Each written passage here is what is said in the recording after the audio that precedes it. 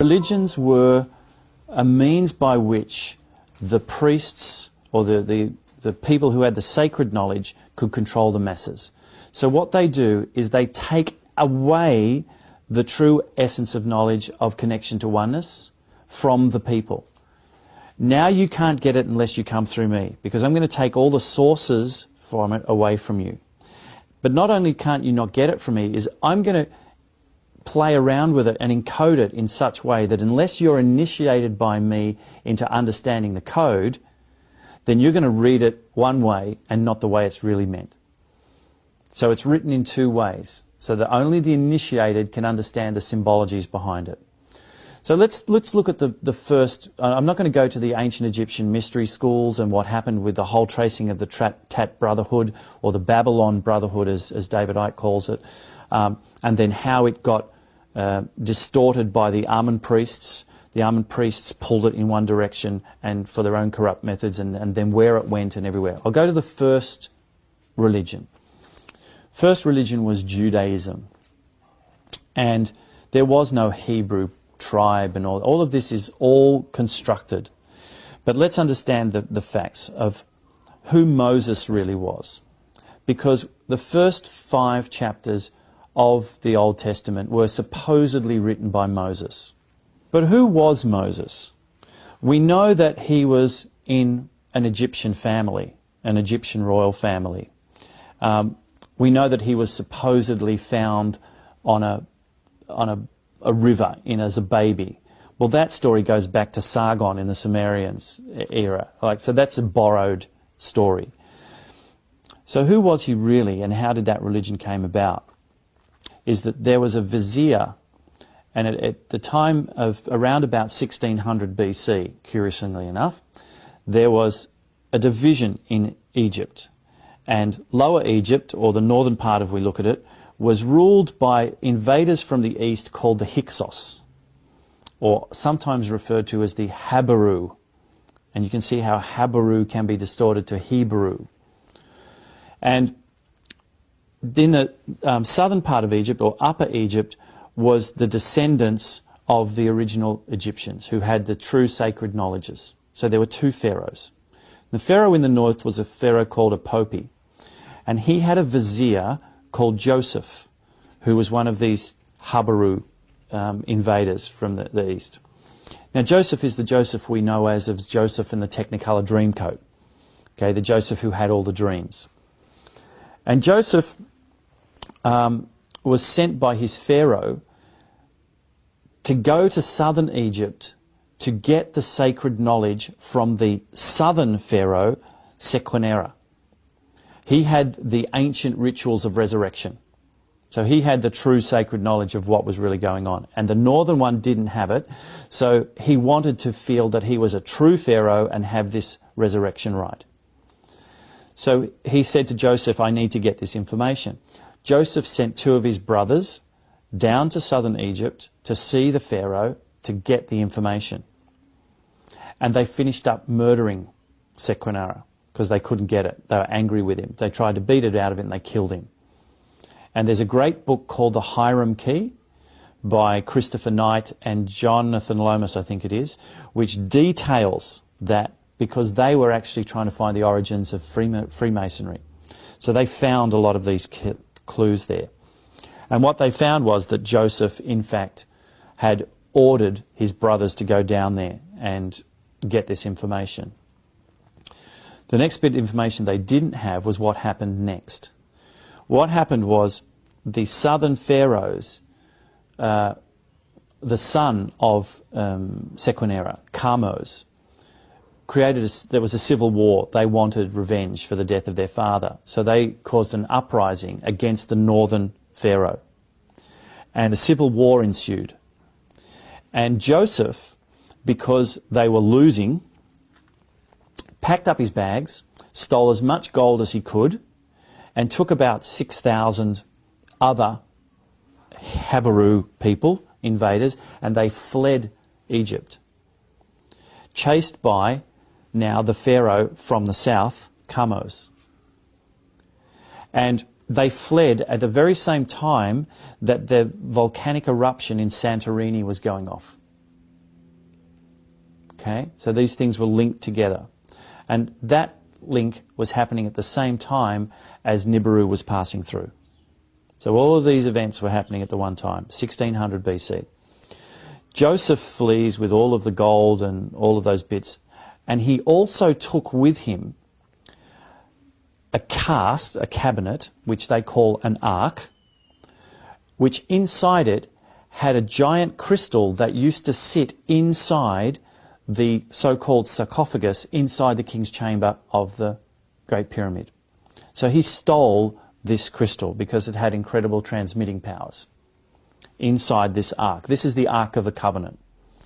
So he steals this crystal, and the Egyptians are furious about this, not just because he's killed the southern pharaoh, but for other reasons, obviously, because he's stolen it. So they get chased across, and he goes, and most people think that Mount Sinai is in the Sinai Peninsula, you know, where Moses went to get the Ten Commandments. It's not. It's in Saudi Arabia. It's across the Red Sea. And there's evidence there. It was discovered in 1984, and if you go onto YouTube, you can actually see footage of the people who discovered it and images of it. It's in Saudi Arabia. So Joseph goes across and he flees, and the Pharaoh gets trapped in one of the tsunamis that goes through and kills him. His younger brother, Ahmose, then sets up the beginning of the 18th dynasty. Okay? But Joseph's now fled and he's across the water, and he's trying to keep control because he's used to being in control, and he's a megalomaniac.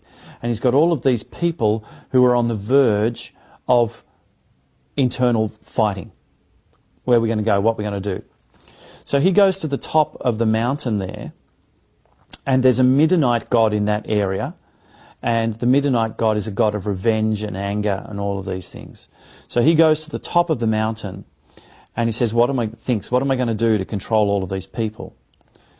So he says, I know what I'm going to do. And he chisels out onto 2 stone tablets 7 commandments. Not 10, 7. 1 for each day of the week. And if you look at the 10 commandments, 7 of them are day-to-day things, and 3 of them are big ones, like thou shalt have no other God but me, thou shalt worship no other idols but me, and I can't remember what the 3rd one is. So there's 7 day-to-day ones, and there's 3 basic ones. So he chisels out 7 of them, and he chisels them out in Egyptian hieroglyphics, because Egyptian hieroglyphics are the words of the gods. And he comes down off the mountain, and he finds they've melted down the gold into a golden calf, and they worship one of the old images from Egypt. And he's furious because he doesn't have control anymore. So he smashes the tablets and said, you're going to be smitten by this god that I met up there, who's this god of revenge and evil and does all of this, which is what the Christian or the Jewish god is, which is a Midianite god. So he then says, I'm going to go back up to the top of the mountain, and I'm going to pray, and I'm going to negotiate with God for your salvation. So he goes back up to the top of the mountain, but this time he takes with him a whole lot of parchment, because he realizes he's going to have more rules. So he goes to the top of the mountain, and this time he chisels out 10. The 7 he had before, and 3 more. You shall worship no other God but me. You shall have no idols. You know, there's the big 3. He adds those in, and he writes down a whole lot of pedantic little stuff, which becomes the basis of the Torah and all of their rules that they have. And he comes down off the mountain. He says, here's the 10 commandments, and here's all of the other rules that you have to have. And I am now called Moses. Moses meaning born of. That's what it means. It's an Egyptian name that means born of. We don't know born of who, but he says, I'm born of the god or whatever. And he becomes the ruler, because he's the keeper. And that's how Judaism came about. Christianity is a different thing. Christianity was, and we have to understand first of all who Jesus was. Now Jesus was a real person and wasn't a real person, okay? Because the stuff that you read in the Bible goes back to 12, 13, 14 other religions going back 1,500 years before Christianity. The whole birth story comes from a whole lot of different things. Everything about Jesus that's in the Bible comes from somewhere else. It's all been made up. But was there a particular person that those stories talk about? And yes, there was, but we have to understand who that person really was and why things happened the way they did. So let's look at who Jesus was called. He had the title, the Son of God and the King of Kings. Now, the title, the Son of God, comes from Egypt. It was a title reserved for the Pharaoh. The Pharaoh was called the Son of God. And the title, the King of Kings, had its origins from the Roman Empire, in particular Caesar. He was the King of Kings. He was the ruler of the Roman Empire. Okay? There's only ever been one person in history who had the title Son of God, King of Kings. And that person was the son of Julius Caesar and Cleopatra. And his name was Caesarion. And he was born around about 40 odd BC. We can't say exactly the date because there were 3 different calendars going on, but we know around that period he was born. And when Caesar was murdered, Augustus sent out assassins to kill Caesarion, to kill the offspring of Caesar, so that Augustus could be the rightful heir. And while Caesarion was still alive, Caesarion was the rightful heir of the Roman Empire. So Augustus sent out people to kill him. And there are 2 reports. One says that Caesarion was killed, and another one that says that he escaped.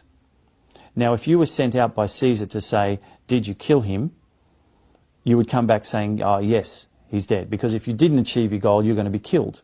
Do you remember in Snow White when the Queen sends the woodcutter out to get the heart, and he can't do it, but he comes back with another heart and says, yes, yes, I did it. It's the same thing. Cleopatra is totally aware of what's going on, so she sends Caesarion, who is then a child of about 11 and 12, away to the Far East in the protection of her 2 most trusted servants, male and female, and they become foster parents to Caesarion. And he goes off to the Far East, and there are documents saying that Caesarion arrived in Nepal and studied Buddhism, or studied the Hindu teachings, because Buddhism came later, but studied the Vedic teachings of the ancient Sumerians and all of that, in Nepal for about 25 years, 20 years or something like that. And in that time, changed his name to Iesu. Pretty powerful stuff, isn't it, that someone would do that? Then went back to Egypt when he was 30, where he sought out his half-sister, because Cleopatra had had twins to Mark Antony and then another son as well. So the twins were Cleopatra Selina and Ptolemy Philometor, or 15 I think it was, I can't remember which was which. And they were twins. So he goes back and he finds them and he marries his half-sister, which was the custom of the ancient Egyptians, because that kept everything in the bloodline. Because all of this sacred knowledge was inherited through the female of the race in the DNA. Okay, that's a whole other story. So we get this situation. He goes back and he marries his half-sister, and he has a half-brother who is a twin. Okay, now there's all this speculation that Jesus had a twin brother. And it says it's in the Bible. And so people say, oh, Jesus had a twin brother. No, he had a brother who was a half-brother who was a twin of his wife, who was his half-sister. Okay, so here they then go off to Jerusalem, because where is he going to try and put this new teaching, this new understanding he has through? He's the rightful ruler of the Roman and Egyptian empires. So that whole region he's the rightful ruler to, and he has an incredible philosophy of love and sharing and all of that. So he goes with his sister and his half-brother, a sister who's his wife, and they go to Jerusalem or to Qumran, and they form the core of the Essenes and their teachings.